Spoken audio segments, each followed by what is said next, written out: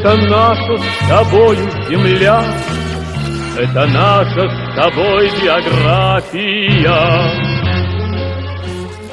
Май ауданының тумасы Нұрымжан Алшынбаев сол жақта білім алып, сол жақта алғашқы еңбек жолдарын бастады. Аудандық автопаркте 15 жыл электр слесарі болып еңбек етіп, тәжірибе жинақтаған маман 1994 жылы Екібастұз қаласына қоныс аударды. Тағы 9 жылдан соң Қазақстанның ең ірі көмір өндірушісіне жұмыс істеуге шақыртып алды.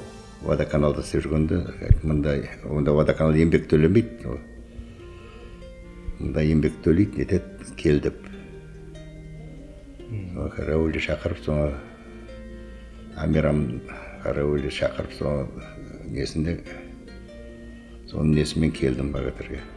Соның 20 жылдан астам істеп қалдым. Коммерцияда 10 жылда істеп, одан кейін автобаз құрылғаны, бөлек структура құрғаннан кейін АТЦ 2-ға бардым. Слесарь электр по ремонту автомобилей. Енді міндетіңіз қандай болды? Сол машина ондау.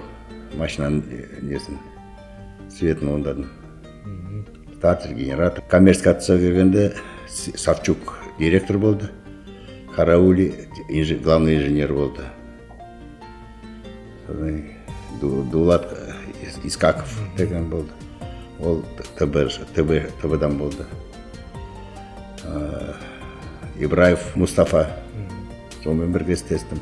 В основном жеңіл машина, коммерцияға дегенде жеңіл машиналарды ондадым.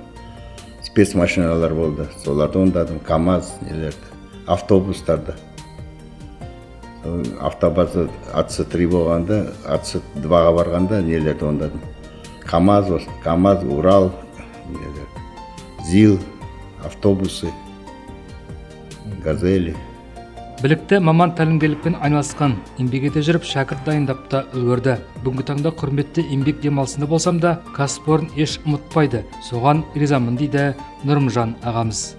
Богатырды үйреттім. Болды. Қаншадан? Михайлов деген болды, жас жігіт. Одан Нұржан деген жігіт болды, жас бала. Екі-үш кісіні үйреттім ғой. Құдайға шүкір сыйлап тұрды. Грамотасын, жылда грамота беретін. Маслихатын, акиматтың грамоталарын алдым. Богатыр көмірдегі жұмыстың ұйымдастырылуы қандай болды? Жақсы болды. Ол да жақсы болды. Жұмыс жағын жақсы болды. Үлгот, нелер жақсы болды. Цехым болды өзім. Цехта жұмыс істедім. 4 автобаздың ортасында жүрдім. Былтыр ден шахтерға нетіп шақырып етті. Ұмытпайды, премияларын беріп тұрды. Это наша с тобой биография.